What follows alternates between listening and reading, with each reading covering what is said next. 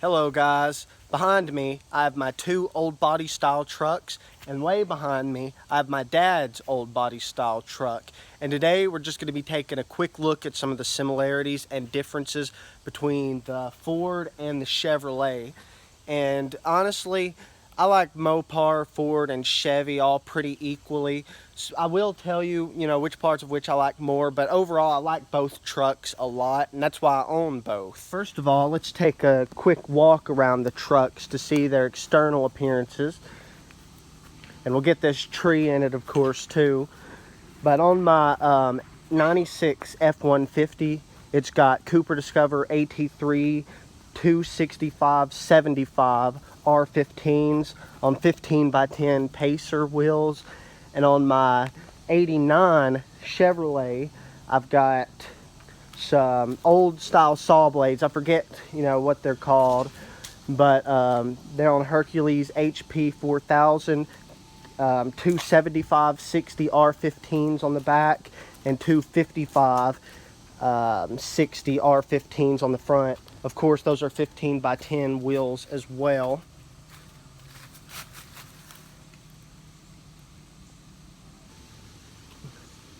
Now let us take a quick look at the interior of both of these trucks.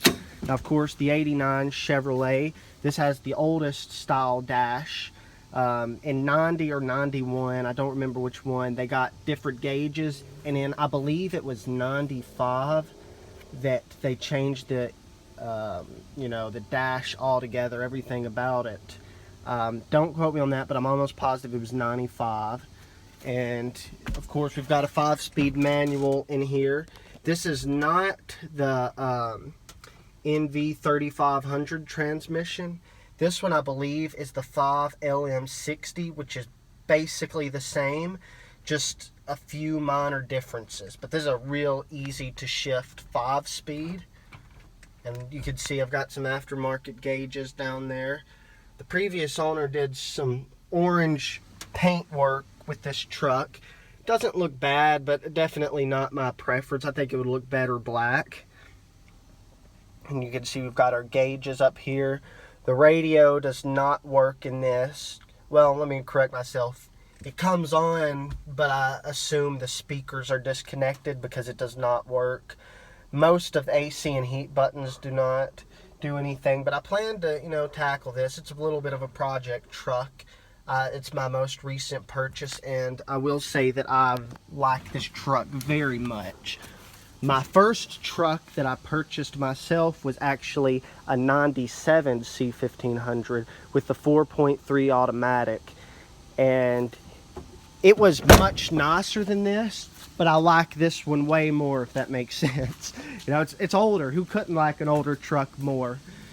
And that was actually what I started driving in. That's what I learned manual in, that old 95 F-150, which at the very end of the video, I'll show y'all more of it. I'm not doing the comparison, with these two trucks because it's a different trim model and it's overall a lot nicer. So I'm just these two for now. Now let's look at the interior of my 96 F-150. Recently did door hinges on this, door pins. As you can see, that door opens with ease and doesn't sag. But here's the interior of it. One of the previous owners painted everything in here black, which looks perfect. Now needs a new headliner at some point, but looks pretty nice in here. Each door, as I said, used to sag really bad, so this was all torn out. So basically you had to close the door either by pulling here or with the window down. But now it doesn't have any of those problems anymore. Of course, you probably saw it on the other one, but I forgot to mention, these are manual everything. Manual locks, manual windows. The only thing this truck differs in, versus the Chevy is this one is an automatic. With 410 gears in the rear, I will mention. This one has some bolt-ons, which I'll mention more of that as I look in the engine bay. But as you can see, here are the gauges. My aftermarket tachometer I set right here. And AC and heat and everything works great in this one. Just the AC leaks. So right now it doesn't have it. I have the tools to charge it up, but if it's just going to leak out, I'd rather just go with the windows down, you know. Aftermarket radio with some aftermarket speakers. This truck sounds pretty good with the radio on. Now, let's take a look at the engines of both of these trucks. Alright, under the hood of my F-150, you've of course got the fuel-injected 5.0, the old 302 small block, and this one here, it's still got, you know, the EGR, it's just not connected because it's got long tube headers, Hooker super comps. You can see them better over here. And the EGR, as far as I know, still functions, just does not, you know, connect to the headers. The previous owner put this aftermarket air intake on it. Still the factory elbow. Just looks to me like they changed a little bit of the piping and put a Spectra filter on it. I've also bumped the timing of this truck from 10 to around 13 or 14, right between there, and it likes that a lot.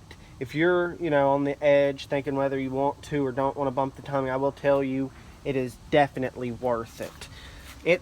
Goodness, it felt like it gained 20 foot-pounds down low. Maybe just 5 or 10 horsepower up high, maybe. But it's harder to tell high end horsepower to me than low end torque. And the part throttle response, it'll put you right back in the seat. You know, with the 410s, the bolt-ons, the timing bump. It's it's not fast. It's definitely not fast, but it's certainly quick for an F-150. You know, and these are relatively light trucks. Both of them weigh around 4,000 pounds, plus minus a little bit. So, and this, you know, 230, 240 horsepower compared to a, 350 horsepower modern day full-size truck that's 6,000 pounds. This isn't going to be that far behind just because of its weight. Sounds pretty wimpy when you talk about a V8 only putting down 230 horsepower. But in these light trucks, it's really not that bad. Now we'll take a look over here. Of course, I've got the carbureted 305. We've got the 5.0 versus the 5.0. How do y'all like that? Edelbrock 1405 carburetor, which is a 600 CFM. Way over carbed for this little 305 with factory manifolds. You can see, let me see if you can see that. You see that exhaust pipe just basically cutting right over to the passenger side. They connect right down here, man. It's some terrible piping. That's holding back some horsepower on this what is it, an LO3, I believe. I keep wanting to say LO5, but I believe the LO5 is the 5.7 liter throttle body injected.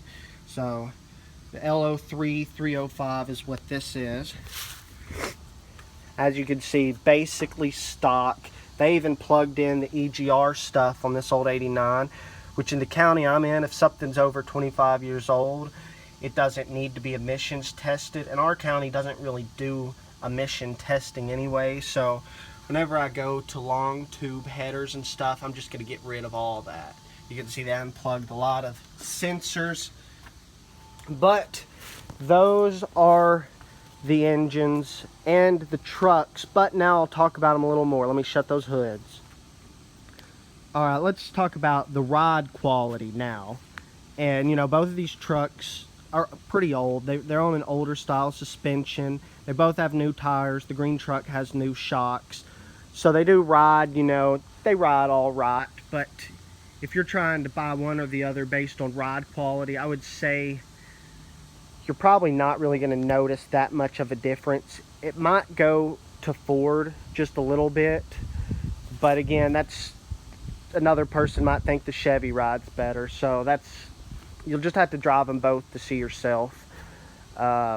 Ease of modability, that of course goes to the Chevrolet. Everybody knows the small block Chevy is easy to make quite a bit of horsepower for a cheap price. The Ford, it has a good aftermarket available to it. As you saw, it's got headers, 410s, that air intake, and you can just easily throw heads and a cam in it as you can the Chevy. And you could make 300 horsepower pretty easily with both of these trucks. but it's going to be cheaper to do it in the Chevy. It's no lie there. You probably already knew that. All right, now let's talk about the interior comfort level when you're driving. Now, to me, they're both comfortable, but the Chevrolet definitely has more interior room. You can stretch your legs better in it. You can sit a little taller in the Ford, but the Chevrolet definitely has more room and is a little more comfortable just to sit down in. I'm not saying the Ford's uncomfortable, but if you're taller, you know, if you're 6 foot tall, the Chevrolet is going to definitely fit you better. I'm only 5'8", and even I can tell the Ford has a lot less space. If I was to stick my legs all the way out, I'd probably only have another 3 inches of leg room in the F-150, maybe 4. And of course, with it, you can sit higher, taller up, but I prefer to sit low. As you know, I like Camaros and Mustangs, Corvettes, you know, cars that ride lower, so I try to sit lower. So with the Ford, that doesn't work as well as the Chevy. But again, they're just trucks, so I mean, it's not like you're going to be sitting in a Corvette if you're sitting in any truck, but that's my personal view on it. All right, guys, so personally, now let's talk about which truck I like more. I like the body style of the Chevrolet more. I really do. I like the Ford body style. I mean, they're similar, but I like the Chevrolet look more. Now, the front end of these, I like this work truck front better than the Silverado front, but I like the, what is it, the GMC front more than the Chevrolet front, but less than the work truck front. All right, write that down. There's going to be a test. But the front of the Ford does look beefier and more muscular. There's no denying that's a pretty muscular front end. And they're both muscular trucks. The Chevrolet looks a little sportier, I think, which is actually a mark against it because I prefer the muscle look. But its body lines and its look with these wheels and its cab lines, man, it's just the base truck that looks like it could be packing some punch under the hood. So that's why I choose it in the looks department. Engine department, you know, it's got more torque too. It's got, you know, the stroke of the 350 with a smaller bore, whereas the Ford has a larger bore and smaller stroke. 4-inch bore, 3-inch stroke versus 3.48 stroke, 3.736 bore, I think, the Chevrolet. So the Ford has a little less low end torque, but its gears make up for that. But overall, I like driving them both. But if I had to choose right now between these two trucks, which I put a lot of money in the Ford, but I'd have to choose the Chevrolet. But that's not to say the Ford's going anywhere anytime soon.